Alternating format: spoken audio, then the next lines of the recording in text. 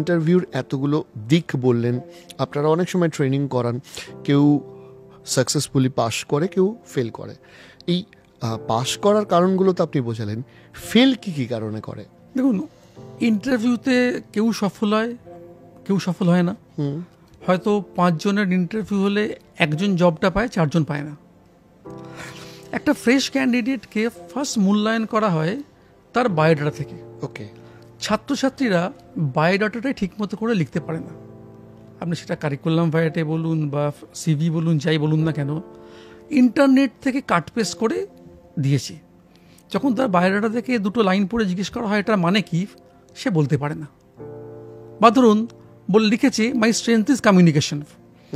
Fine, তোমার strength যেহেতু communication হয়, তুমি তাহলে একটা এক্সাম্পল দাও অতীত থেকে যেখানে তুমি তোমার কমিউনিকেশনটাকে অ্যাপ্লাই করছো। বলতে পারে না। বায়োডাটাটা করাটা খুব ইম্পর্টেন্ট জিনিস, কারণ একটা ফ্রেশ ক্যান্ডিডেটকে বায়োডাটা থেকেই প্রশ্ন আসবে। সো আমি যদি বায়োডাটাটা আমার ফেভারে করি, মানে এমন এমন করে বায়োডাটাটা লিখবো যাতে কিছু মিসিং লিঙ্ক থাকবে, ওই প্রশ্নগুলোই আমার কাছে আসবে যার উত্তরটা আমার কাছে অলরেডি আছে। সো এই সিভি প্রিপারেশন কিন্তু একটা খুব ইম্পর্টেন্ট জিনিস, যেটা নিয়ে অনেকে খাটেই না। হ্যাঁ, আর যেটা ক্যারিওগ্রাফে আমাদের একটা স্ট্রেংথ, আমরা সেটাকে তৈরি করে দিই। আপনারা পাশে থাকেন। আরেকটা জিনিস হচ্ছে, আপনার যেখানে উইক পয়েন্ট ইন্টারভিউ সেখানে ধরবে। যেমন ধরুন আপনার হায়ার সেকেন্ডারি আর গ্র্যাজুয়েশনের মধ্যে যেটা সাধারণত 3 বছরে হয়, আপনি 5 বছরে সেটা করেছেন, ওখানটাই ধরবে।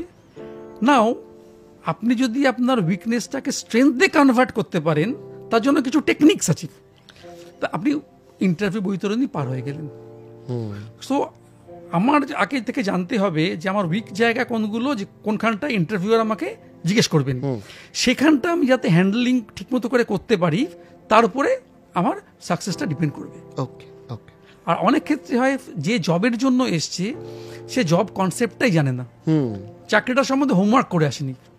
তাহলে when you are going for an interview, first হচ্ছে যে কোম্পানিতে যাচ্ছ কোম্পানির সম্বন্ধে হোমওয়ার্ক করো, কারণ ইন্টারভিউ জিজ্ঞেস করবেন আমার কোম্পানির সম্বন্ধে কি জানো।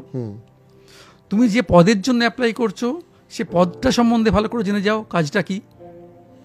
বায়োডাটাটা ঠিক মতো করে করো, যাতে বায়োডাটা থেকে প্রশ্ন করলে তুমি সেটাকে হ্যান্ডেল করতে